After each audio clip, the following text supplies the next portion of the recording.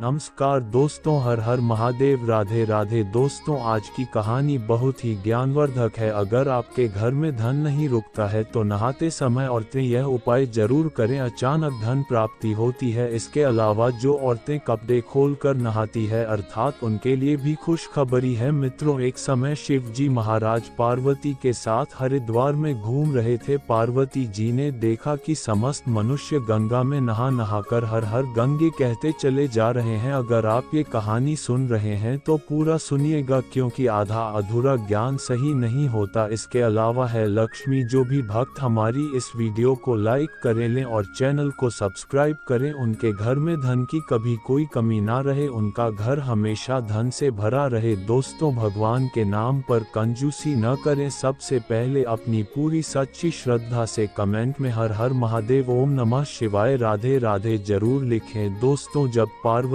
जी ने देखा कि समस्त मनुष्य गंगा में नहा नहाकर हर हर गंगे कहते चले जा रहे हैं परंतु सभी दुखी और परेशान है, तब पार्वती जी ने बड़े आश्चर्य से शिव जी से पूछा कि हे महादेव, गंगा में इतनी बार स्नान करने पर भी इनके पाप और दुखों का नाश क्यों नहीं हुआ? क्या गंगा में सत्यता नहीं रही? शिव जी ने कहा, प्रिय, गंगा में तो वही सामर्थ्य है परंतु इन लोगों ने पापनाशिनी गंगा में स्नान ही नहीं किया है, तब इन्हें लाभ कैसे हो? पार्वती जी ने आश्चर्य से कहा कि स्नान कैसे नहीं किया, सभी तो नहाकर जा रहे हैं, अभी तक इनके शरीर भी नहीं सूखे हैं। शिव जी ने कहा, ये केवल जल में डुबकी लगाकर आ रहे हैं, तुम्हें इसका रहस्य समझाऊंगा। दूसरे दिन बड़े जोर की बरसात होने लगी, गलियां कीचड़ से भर गई। एक चौड़े रास्ते में एक गहरा गड्ढा था, चारों ओर कीचड़ भर रहा था। शिव जी ने लीला से ही वृद्ध रूप धारण कर लिया और विवश की तरह गड्ढा में जाकर ऐसे पड़ गए जैसे कोई मनुष्य चलता चलता गड्ढे में गिर पड़ा हो और निकलने की चेष्टा करने पर भी ना निकल पा रहा हो। पार्वती जी को उन्होंने ये समझाकर गड्ढे के पास बैठा दिया कि देखो, तुम लोगों को सुना सुनाकर यूं पुकारती रहे कि मेरे वृद्ध प्रति आपका स्मार्ट गड्ढे में गिर पड़े हैं, कोई पुण्य आत्मा इन्हें निकालकर इनके प्राण बचाए और मुझे असहाय की सहायता करें। शिव जी ने यह और समझा दिया कि जब कोई गड्ढे में से मुझे निकालने को तैयार हो तब इतना और कह देना कि भाई, मेरे पति सर्वथा निष्पाप है, इन्हें वही छुए जो स्वयं निष्पाप हो। यदि आप निष्पाप है तो इनके हाथ लगाए, नहीं तो हाथ लगाते ही आप भस्म हो जाएंगे। पार्वती जी तथास्तु कहकर गड्ढे के किनारे बैठ गई और आने जाने वालों को सुना सुनाकर शिव जी की सिखाई हुई बात कहने लगी। गंगा में नहाकर लोगों के दल के डाला रहे हैं। सुंदर युवती को यूं बैठी देखकर कईयों के मन में पाप आया, कईयों को कुछ धर्म का भय हुआ, कई कानून से डरे। कुछ लोगों ने तो पार्वती जी को ये भी सुना दिया कि मरने दे बुढ़े को, क्यों, उसके लिए रोटी है। और कुछ दयालु चरित्रवान पुरुष थे, उन्होंने करुणावश उस युवती के पति को निकालना चाहा परंतु पार्वती के वचन सुनकर वे भी रुक गए। उन्होंने सोचा कि हम गंगा में नहाकर आए हैं तो क्या हुआ, पापी तो है ही, कहीं सहायता करते समय हम भस्म न हो जाए। इस स्त्री के कथन के अनुसार हम स्वयं भस्म न हो जाए। किसी का साहस नहीं हुआ। सैकड़ों आए, सैकड़ों ने पूछा और चले गए। संध्या हो चली। शिव जी ने कहा, पार्वती, देखा आया कोई सच्चे हृदय से गंगा में नहाने वाला। थोड़ी देर बाद एक जवान हाथ में लौटा लिए हर हर गंगे करता हुआ निकला। पार्वती ने उसे भी वही बात कही। युवक का हृदय करुणा से भर आया, उसने शिव जी को निकालने की तैयारी की। पार्वती ने रोककर कहा कि भाई, यदि तुम सर्वथा निष्पाप नहीं होंगे तो मेरे पति को छूते ही जल जाओगे। उसने उसी समय बिना किसी संकोच के दृढ़ निश्चय के साथ पार्वती से कहा कि माता, मेरे निष्पाप होने में तुझे संदेह क्यों होता है? देखते ही नहीं मैं अभी गंगा नहा कर आया हूँ, भला गंगा में गोता लगाने के बाद भी कभी पाप रहते हैं? अभी तुम्हारे पति को निकालता हूँ। युवक ने लपक कर बूढ़े को ऊपर उठा लिया। शिव पार्वती ने उसे अधिकारी समझकर अपना असली स्वरूप प्रकट कर उसे दर्शन देकर कृतार्थ किया। शिव जी ने पार्वती से कहा कि इतने लोगों में से एक ने ही गंगा स्नान किया है। इसी दृष्टांत के अनुसार जो लोग बिना श्रद्धा और विश्वास के केवल दंभ के लिए गंगा स्नान करते हैं उन्हें वास्तविक फल नहीं मिलता, परंतु इसका यह मतलब नहीं कि गंगा स्नान व्यर्थ जाता है। गंगा स्नान का बहुत पुण्य भी है। इसके बाद शिव जी ने पार्वती जी से कहा, अब मैं आपको 12 बातें बताता हूँ। जो भी मनुष्य इन 12 बातों को नहाते समय ध्यान में रखता है वह कभी भी दुखी नहीं रहता है। उसके घर में माँ लक्ष्मी का वास हो जाता है, उसके घर में अपार धन आता है, घर में कभी भी लड़ाई झगड़ा नहीं होते हैं, उसका पूरा परिवार हंसी खुशी जीवन व्यतीत करता है। तब माता पार्वती ने कहा, हे भगवान, आप हमें यह वह 12 बातें बता दीजिए। इसके बाद भगवान शिव उन बातों को बताना शुरू कर देते हैं और माता पार्वती बहुत ध्यान से सुनने लगती है। दोस्तों, यह 12 बातें आप लोग भी बिल्कुल ध्यान से सुनना। इसके बाद भगवान शिव कहते हैं, प्रिय, यह 12 बातें बताने के बाद मैं आपको एक बात और बताऊंगा जो औरतों के लिए है। जो औरतें कपड़े खोलकर स्नान करती है उनके लिए यह बात बहुत ही महत्वपूर्ण है। तो पार्वती जी, इस बात को आप बहुत ही ध्यान से सुनना। तभी शिव जी अपनी वाणी को शुरू कर और बताने लगते हैं। दोस्तों, शिव जी कहते हैं, स्नान करने से शरीर निरोगी रहता है और मन प्रसन्न रहता है। नहाने से चेहरे की क्रांति और शारीरिक आकर्षण में भी बढ़ोतरी होती है। अगर इस नित्य कर्म के दौरान कुछ बातों का ध्यान रखा जाए तो आध्यात्मिक से भी ज्यादा लाभ पाया जा सकता है। नहाने के क्रम में जिन बातों का ख्याल जरूरी रखा जाना चाहिए, अब उन बातों के बारे में बताने जा रहा है। प्रिय, आप इन बातों को बिल्कुल ध्यान से सुनना। नंबर 1, स्नान करने के बाद लोग शुद्ध होकर पूजा पाठ आदि सारे काम करने के योग्य बनते हैं, इसलिए सुबह को ही स्नान कर लेना चाहिए। नंबर 2, शास्त्रों में कहा गया है कि स्नान करने से इन गुणों की प्राप्ति होती है: रूप, तेज, बाल, पवित्रता, आयु, आरोग्य। ने लोग था तब और मेन था। नंबर 3, लक्ष्मी, धन, पुष्टि व आरोग्य और स्वास्थ्य चाहने वालों को हर मौसम में और हर दिन स्नान करना चाहिए। नंबर 4, शास्त्रों में कहा गया है कि सुबह स्नान करने से पाप का नाश होता है और पुण्य मिलता है। ऐसा कहा गया है कि सुबह नहाने वालों के पास नकारात्मक शक्तियां नहीं भटकता, इसीलिए सुबह स्नान करना ही उचित है। नंबर 5, बीमारी की हालत में सिर के नीचे से ही स्नान करना चाहिए। गीले कपड़े से शरीर को पोंछ लेना एक तरह का स्नान ही कहा गया है। नंबर 6, सुबह की लालिमा छाने से पहले ही स्नान लेना श्रेष्ठ माना गया है। नंबर 7, तेल लगाकर और देह को मल कर में नहाना मना है। इसकी जगह नदी से बाहर निकलकर तट पर ही शरीर साफ करके तब नदी में डुबकी लगाना उचित है। नंबर 8, जिन घाटों पर कपड़े धोए जाते हैं वहां का जल अपवित्र माना गया है, इसलिए वहां से कुछ दूर हटकर ही नहाना चाहिए। नंबर 9, नदी में 11 या 21 डुबकी लगाना अच्छा बताया गया है। नंबर 10, पवित्र नदियों में कपड़े निचोड़ने की मनाही है। नदी में किसी तरह की गंदगी नहीं बढ़ानी चाहिए। नंबर 11, नल की तुलना में झरने का पानी झरने से ज्यादा नदी का पानी, नदी के पानी से किसी तीर्थ का जल, तीर्थ के जल से गंगा जल अधिक श्रेष्ठ माना गया है। नंबर 12, गंगा माता का कथन है कि स्नान करते वक्त कोई चाहे जहाँ भी मेरा स्मरण करेगा मैं वहाँ के जल में आ जाऊंगी। इसके बाद शिव जी ने कहा, अब मैं आपको औरतों के बारे में बताता हूँ जो औरतें कपड़े खोलकर स्नान करती है। शिव जी ने कहा, हिंदू धर्मशास्त्रों में हर एक चीज के लिए कुछ नियम बनाए गए हैं। इन नियमों में से एक है स्नान को लेकर की गई बातें। ऐसा माना जाता है कि आम व्यक्ति को शास्त्रों के नियमों का पालन जरूर करना चाहिए, जिससे घर की सुख समृद्धि बनी रहती है और खुशहाली आती है, साथ में अपार धन बरसता है, माता लक्ष्मी प्रसन्न होती है। दरअसल हमारे शास्त्रों में ऐसी कई बातें लिखी गई हैं जिनका हम पालन सदियों से करते चले आ रहे हैं, लेकिन उसके कारणों के बारे में अभी भी पूरी जानकारी नहीं है। ऐसे ही नियमों में से एक है निर्वस्त्र स्नान करना। आपने अक्सर घर के बड़ों को ऐसा के कहते सुना होगा कि कभी भी स्नान बिना कपड़ों के यानी निर्वस्त्र नहीं करना चाहिए। अगर हम पौराणिक कथाओं की बात करें तो निर्वस्त्र स्नान की मनाही का एक सबसे बड़ा कारण कृष्ण जी के समय से जुड़ा है। पौराणिक कथाओं के अनुसार एक बार जब गोपिकाओं सरोवर में स्नान कर रही थी और वो निर्वस्त्र थी, उस समय बाल कृष्ण ने गोपियों के सभी वस्त्र छिपा दिए। उस समय जब कृष्ण जी ने उनके वस्त्र छिपा लिए और गोपियों ने अपने वस्त्र वापस लेने की प्रार्थना की, तब कृष्ण जी ने उन्हें समझाया कि कहीं भी बिना वस्त्र धारण किए स्नान नहीं करना चाहिए, इससे जल के देवता वरुण का अपमान होता है, इसलिए आपको निर्वस्त्र स्नान न करने की सलाह दी जाती है। अगर आप नहाते समय ये सोचते हैं कि बंद कमरे में कोई आपको नहीं देख रहा है तो ऐसा गलत है, क्योंकि ईश्वर आपको हर स्थान पर देखते हैं। यदि आप निर्वस्त्र होकर स्नान कर रहे हैं तो यह मुख्य रूप से जल के देवता वरुण का अपमान करने जैसा होता है। निर्वस्त्र स्नान से आपको पाप लग सकता है और आर्थिक और शारीरिक नुकसान पहुंच सकते हैं। यदि आप निर्वस्त्र स्नान करते हैं तो आपके शरीर में नकारात्मक ऊर्जा प्रवेश करती है और आपकी मानसिकता भी नकारात्मक नकारात्मक हो सकती है, इसलिए हमेशा आपको यही सलाह दी जाती है कि भले ही आप नहाते समय कोई एक कपड़ा धारण करें, लेकिन बिना कपड़ों के स्नान न करें, तभी आपके लिए बेहतर होगा। निर्वस्त्र स्नान से शरीर की सकारात्मक ऊर्जा शरीर से बाहर निकल सकती है और इसका प्रभाव आपके शरीर के साथ मन मस्तिष्क में भी होता है। गए कारण के अनुसार जब आप स्नान करते हैं तब आपके पिता यानी मृत पूर्वज आपके आसपास मौजूद होते हैं। यदि आप निर्वस्त्र स्नान करते हैं तो आपको पितृ दोष लग सकता है। ऐसे स्नान करने से आपके पितरों को तृप्ति नहीं मिलती है और यह घर में पितृ दोष का कारण बन सकता है और यह वस्त्रों से गिरने वाले जल को ग्रहण करते हैं जिनसे उनकी तृप्ति होती है। निर्वस्त्र स्नान करने से पितर अतिरिक्त नाराज होते हैं जिनसे व्यक्ति का तेज बल धन और सुख नष्ट होता है, इसलिए कभी भी निर्वस्त्र होकर स्नान नहीं करना चाहिए। पुराणों के अनुसार नहाने वाला पानी पूर्वजों के हिस्से जाता है और निर्वस्त्र होकर नहाने से इसे पितरों के समक्ष बिना कपड़ों के नहाना माना जाता है। शास्त्रों में ऐसी मान्यता है कि यदि कोई निर्वस्त्र स्नान करता है तो माता लक्ष्मी उसे रूठ सकती है। इससे आपकी कुंडली में धन हानि के योग बन सकते हैं और आपकी आर्थिक स्थिति खराब हो सकती है। इन्हीं कारणों से आपको निर्वस्त्र स्नान न करने की सलाह दी जाती है और शास्त्रों में भी इस बात की मनाही है। दोस्तों, हमारा ये चैनल प्राचीन आस्थाओं पर आधारित है। अगर आप भी इन आस्थाओं में विश्वास रखते हैं तो हमारे चैनल को सब्सक्राइब, शेयर, लाइक, कमेंट जरूर करें। फिर मिलते हैं अगले वीडियो में।